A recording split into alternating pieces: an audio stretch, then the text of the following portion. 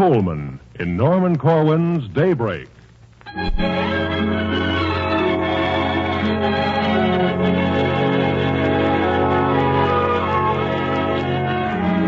Tonight, in the second of a limited series of 8 broadcasts, under the familiar title Columbia Presents Corwin, CBS is privileged to bring you the distinguished actor Ronald Coleman with Corina Moura in one of the most requested of Mr. Corwin's radio works, Daybreak, a program to follow in your atlas. As in the original production 4 years ago, the musical score is from the hand of Lynn Murray. Lud Gluskin conducts. Ronald Coleman in Daybreak.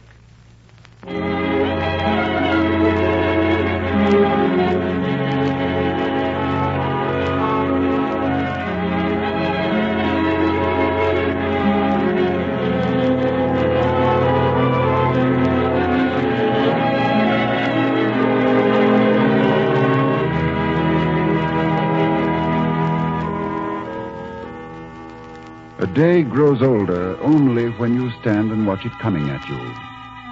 Otherwise, it is continuous. If you could keep a half degree ahead of the sun-up on the world's horizons, you'd see new light always breaking on some slope of ocean or some patch of land. A morning can be kept up with by trailing night. This we shall do. Where we begin, we shall return to, circling the earth meanwhile.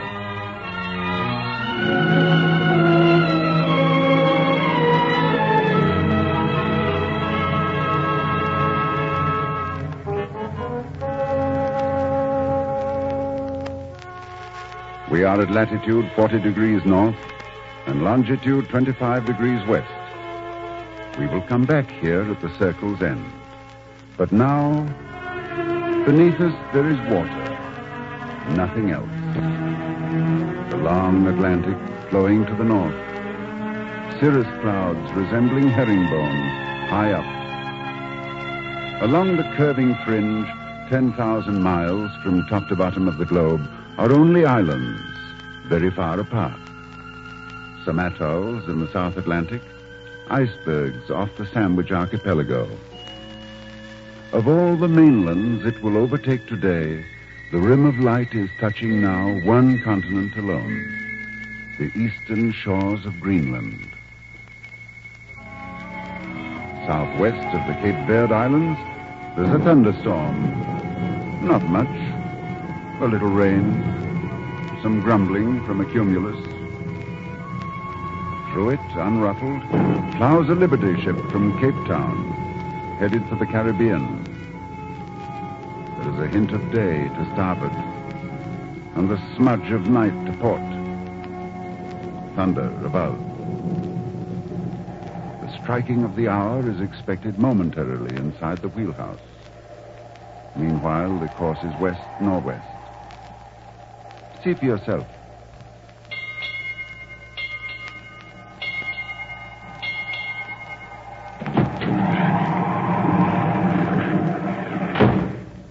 Okay, Johnny.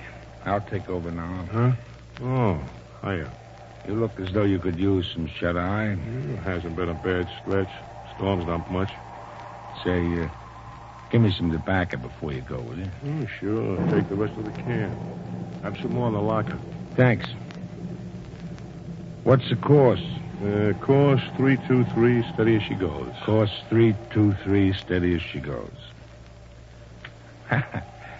Well, I hope the old man's in a better humor than he was on my last watch. Thought he was going to eat the glass right out of the binnacle. Yeah, he's been on the prod for the last 3 days. Well, see you later.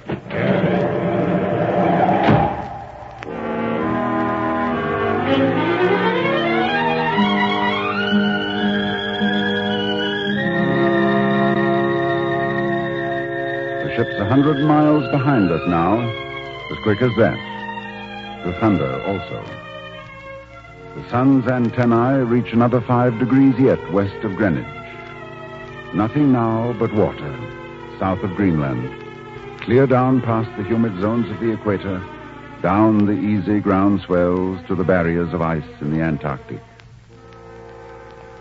That dark shape coming toward us is the bulge of South America, the coastline of Brazil. Now you can smell the spices in the offshore breeze. That's Pernambuco over there. The green light way below us is the airport at Natal. Now, in succession, come the mountain ranges, like slow-turning gears.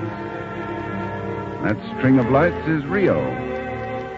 The coast spreads wider north and south, and for the first time, you begin to sense this is a continent, rotating hugely toward the sun. The endless forests in the Mato Grosso, they're tipped with light. The jungle life's astir. The birds a-twitter. And to the north, the great mouth of the Amazon yawns wide. The islands in it looming suddenly. Yet, at this very moment, day is touching on the continent of North America, the shores of Newfoundland. Fogs drifting in from the Grand Banks. We cannot see the chimneys of St. John's. The whole Atlantic seaboard, eastport to Key West, is still in darkness. Further down the hemisphere, light picks its way among the Lesser Antilles, spreads out down Venezuela, down the Gran Chaco, the pampas of the Argentine, stirs sleepers in their sleep in Buenos Aires. In the Sertallado of Bahia, beyond the reach of tourists and authorities, the forbidden dance of the Macumba pauses, while a priestess invokes the spirit of the dawn.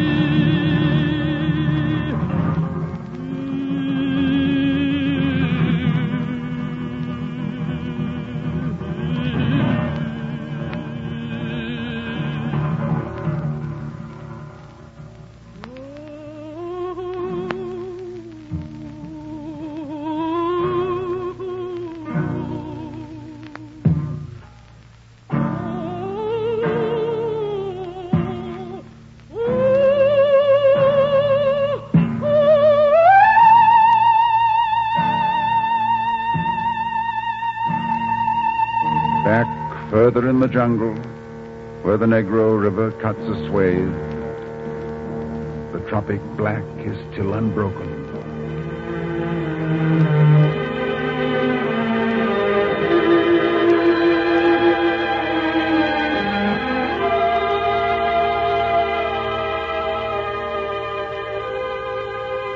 But north again, north, beyond the rain, the mountains, over the rooftops of Caracas, over the Indies, dawn is coming now to Hancock County, Maine. There in Penobscot Bay, a lobster fisherman rides home with light of day behind him and the lighthouse just ahead. He meets a neighbor coming in. How they running, Manny? Only 8's a fur and 2 strings. Crabs, mostly. They ate the dang bait till ain't nothing left for the lobster. Yeah, same with me. Guess the bottom's drying up, dang it. Old lady said she'd throw me out of the house if I didn't bring one home. I've been selling all I get, but I got a good one for the missus today, boy. Look at that. Big guy, ain't he? Yeah. Which does, Lucky. Well, good luck, Manny. Hope you fill it to the scuppers. So long, Lane. And this young light which makes milk bottles pink in Winthrop and begins to lift the land fog from Cape Cod, also at this very moment reddens the peak of Aconcagua in the Andes of the Argentine, the highest peak in all the ranging hemisphere. It washes over narrow Chile, too, and skips across the triple mountain ranges of Peru to gleam at last from breakers on the long Pacific shore.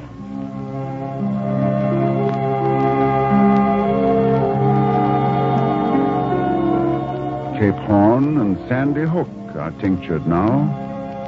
Magellan's windy straits, Columbus's San Salvador, and Hendrik Hudson's river, all are lighted by the same oncoming dawn. The highest mountain and the highest building meet the morning in the same hushed moment. 34th Street in Manhattan is awash with prophecy of day. A little north by east of where the Empire State is, underground at Madison and 53rd, a shore-leave stranger in Manhattan tries to find his way.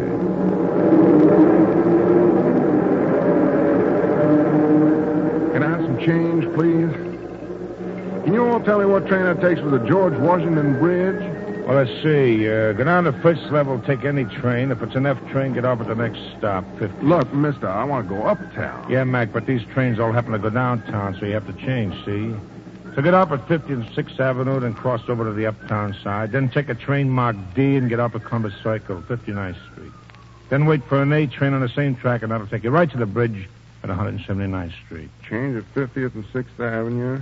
Take a train marked D to Columbus Circle. And then... Then the A train to 179th. Oh, yeah, A to 179th Street. Thank you, mister. Hey, wait a minute. That's only for one of the trains. If the first one through here's an E train, take it down to 8th Avenue and 42nd Street. You mean I have to go downtown before I can go uptown? Well, you have to get hungry before you can eat, don't you? Yeah, but I don't see what that... Well, all right, then. So go to 42nd Street, cross over, catch the A train the same as before.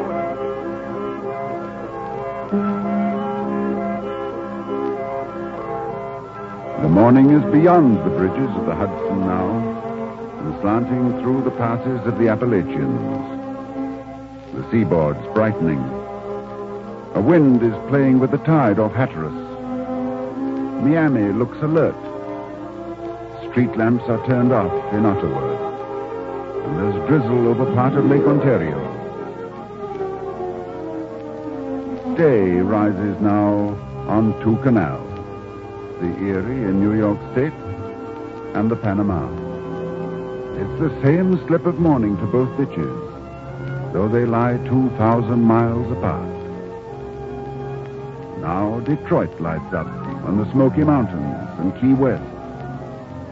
3 of the 5 Great Lakes have caught the fire, but just as dawn arrives in Dayton, Ohio, it departs beyond the western shores of South America into the waiting sea. The lakefront of Chicago is deep purple. So is the coast of Yucatan. The Mississippi is winding out of darkness from top to bottom of the land. The saints are all awake. St. Paul, St. Louis, St. Joe, St. Francisville. And down the very same meridian, cross-cut by the equator, sharp in the inclination of the fragile light, is the dry archipelago of the Galapagos.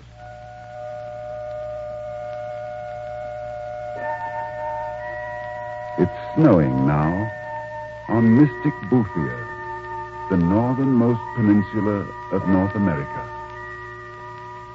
Here's the magnetic pole, which keeps all of the world's compasses aquiver.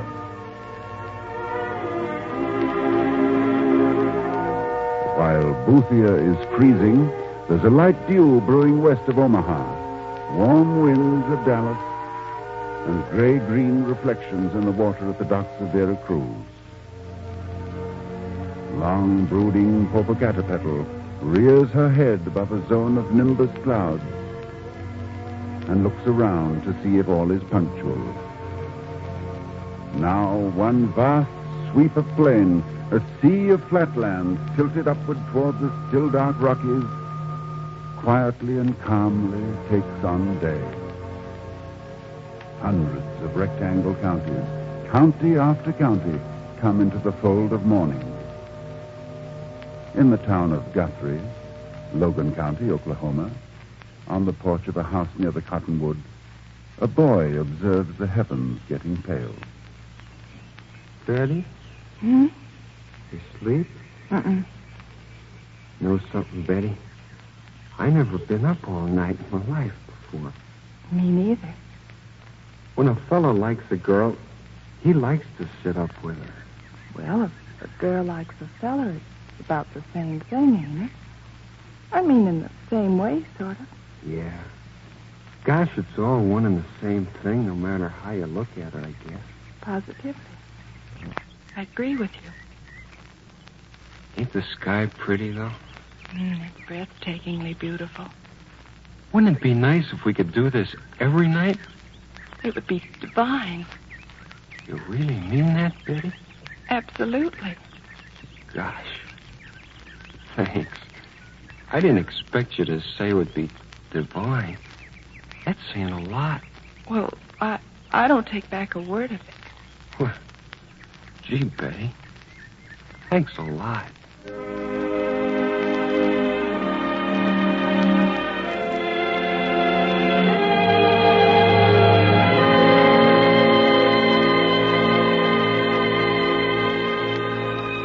While love awakens on a porch in Guthrie, the somber Rocky Mountains watch the stars burn out above the great plateaus. Ranges rise to block the passage of the day, but not for long.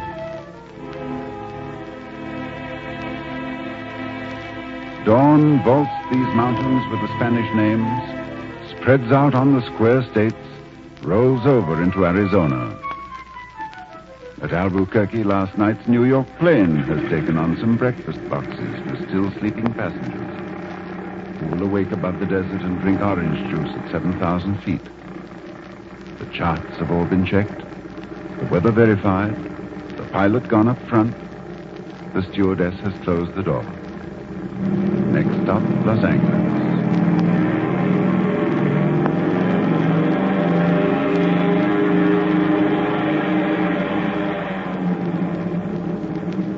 The plane is fast, but not as fast as we, for even now we're over the Grand Canyon, riotous with reds and purples.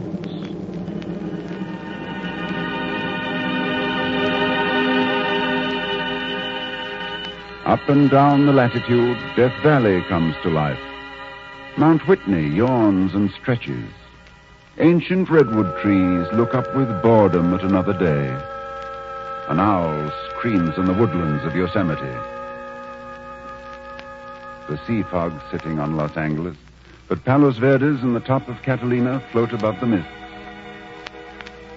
Rain in Seattle, heavy in Snohomish County. Routine fog in San Francisco, lifting. In a cafe on the Embarcadero, the dregs of night still linger.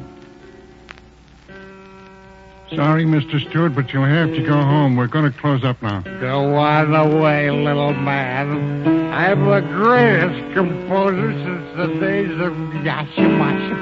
Oh, look, I got to close it up. The cops will take my license if I don't. You'll be a good guy, will you? It's getting late already. Look, see? Just one more piece. Staccato and Fugue by Johann Sebastian Strauss. One more. It's what you said before. Yeah, but this time I'm a man of my word, Ricky boy. I'm the man behind the man of my word. See? Just one more. Well, all right. Just this one. Just this one. Just this. Now take it easy, Rick, old boy. And you sit and listen.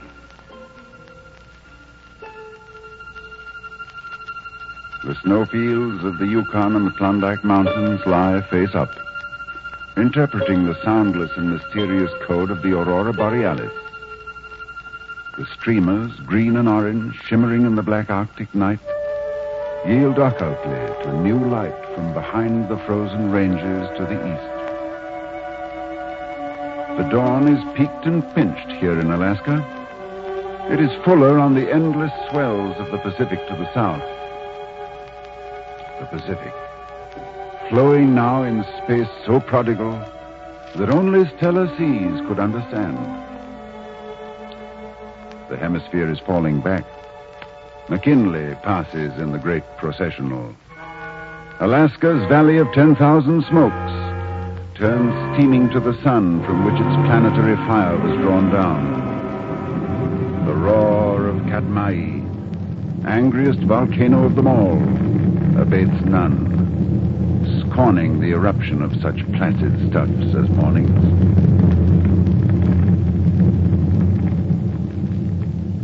South, as the crow flies, flying just about 2,000 miles, is another such volcano, set about by sea. Mauna Loa, monarch of the glistening Hawaiian Islands. It stands frowning down on fields of its own lava. These islands are romantic at night to all romanticists. But now at dawn in Honolulu, where the trade wind stirs the cocoa palms, a practical operation's taking place inside a military hospital. Beneath the white glare of the lamps, an army surgeon works against all hope on a wounded soldier flown in from somewhere eastward in the zone of war. Major, pressure's falling rapidly. Pulse is becoming thready. Get that transfusion set ready. Captain, you scrub for transfusion. Right, sir. Is the donor outside and has he been cross-matched? Yes, sir. All right. Start the transfusion. Give him a hypo-adrenaline.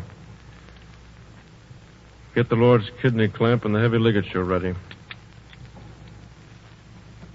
Suction. Clamps. Sponge. Pulse is becoming imperceptible. Heart sounds very feeble. Inject some Coromin into the veins. Yes, sir. Major, heart sounds are barely audible. Massage his heart. Sponge. Pupils are contracting, Major.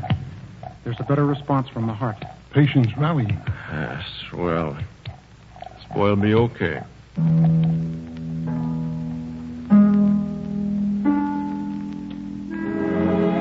Northward, at the moment of this dawn rescue, the night's pushed back entire from the face of North America.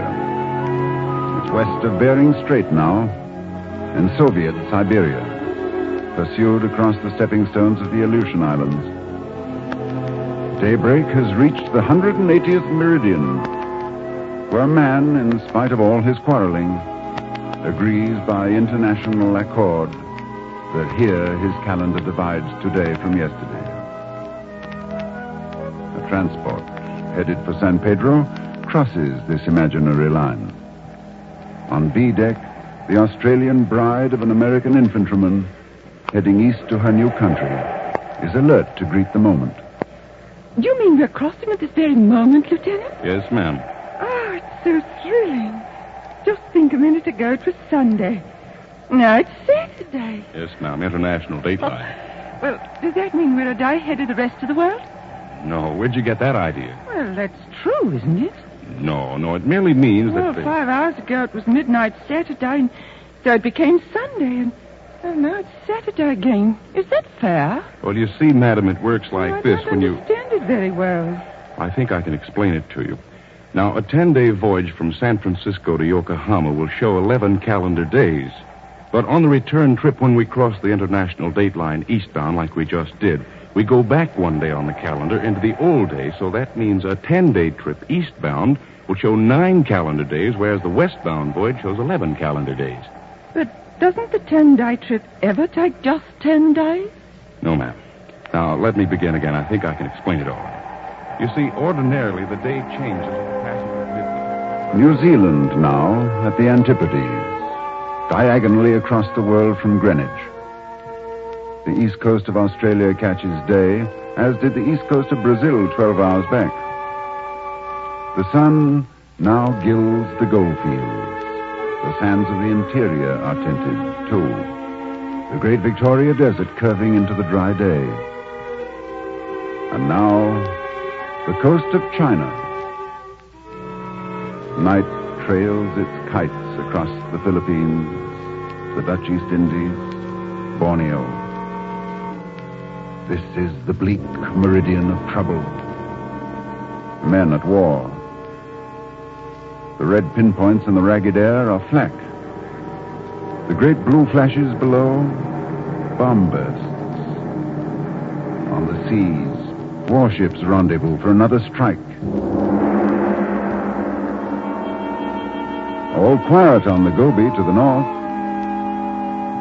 Southward, the night is gone from Java, and Australia too. The Japs of Singapore are nervous and vigilant, and scrutinize the straits. Mandalay lies under heavy rain clouds, otherwise you'd make it out.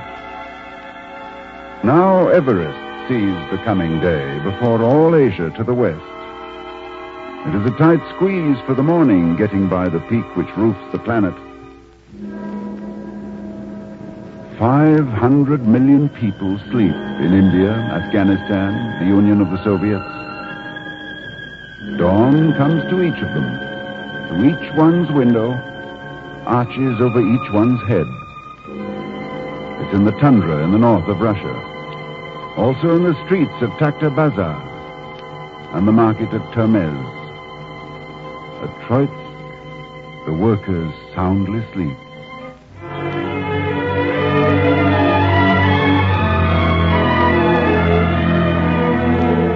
Now in a sweeping arc, the dawn cuts through 3 continents. Still Asia in the Urals, Europe, where the Russians draw a line, and Africa, at easternmost Somaliland. The same light spans the Caspian, the Persian Gulf, the wildest desert of Arabia. The rim moves on to Finland now. At the same time, it crowns the Pyramid of Cheops. In the scarlet break of day, the tombs of the Egyptian kings are tipped with red lights, warning airplanes. Civilized Europe starts up from a fitful sleep, still haunted by the agonies of war. Yet at the same time, the primitive Congo in the heart of Africa awakens tranquilly. The morning, being a celestial thing, cannot begin to comprehend. But this was the bloody corridor. Norway, Poland, Germany, the Balkans, Libya. Great camps and barracks in each land anticipate the day. But to the fields and lakes and rivers and the partly stormy sky, it's all the same. It always is the same. Slip down the middle length of Africa. Far at the southern tip, 2 albatrosses circle lazily above the sparkling waters off Good Hope. Cape Town looks at night across the South Atlantic. Night. The very night now solid in Brazil. 2 farmers meet in Switzerland, where their adjoining pastures slope down toward the valley. They say the same thing they've been saying now for 27 years of mountain morning. Morning, Pierre. Morning, Jean. Nice day. Yes, very nice. All well? I can't complain. And you? Fine, fine. Good. See you later. See you later, Pierre. The North Sea and the Mediterranean are both lit now, and London comes up out of cover. Greenwich gives the day a careless nod and signals it the go-ahead to climb the West Meridians. In vasty hushes, the fresh morning cleans the traces of the dark out of the mid-Sahara. Off the Gold Coast of deep brooding Africa in the wide Guinea Gulf, there is a fight between 2 sharks. just at the mighty intersection where longitude and latitude each reach zero. Here the equator meets the mean meridian. The green Atlantic does not know it, though. The fighting sharks don't care. The Irish Sea, Gibraltar, and St. Helena swim up out of the Afro-European night. Lisbon and Morocco and Liberia come next. Dakar and the Canaries. And now, all of those continents are in full day. It's all in the Atlantic now, this far-flung fringe of daybreak. We're moving west of Greenwich once again.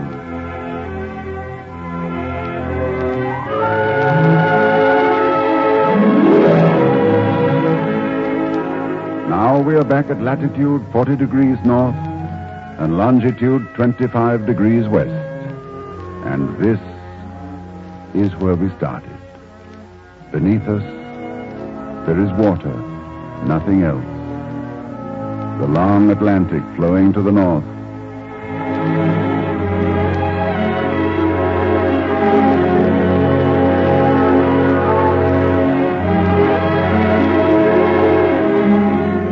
You have been listening to Ronald Coleman, starring in Norman Corwin's production of Daybreak. The musical score was composed by Lynn Murray, and the Bain Lament was sung by Corina Moura. Lud Gluskin conducted.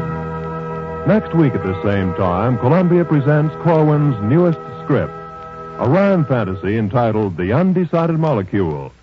This play, first of its kind since the famous Plot to Overthrow Christmas, will present in its leading roles Robert Benchley, Groucho Marx, Vincent Price, and Sylvia Sidney.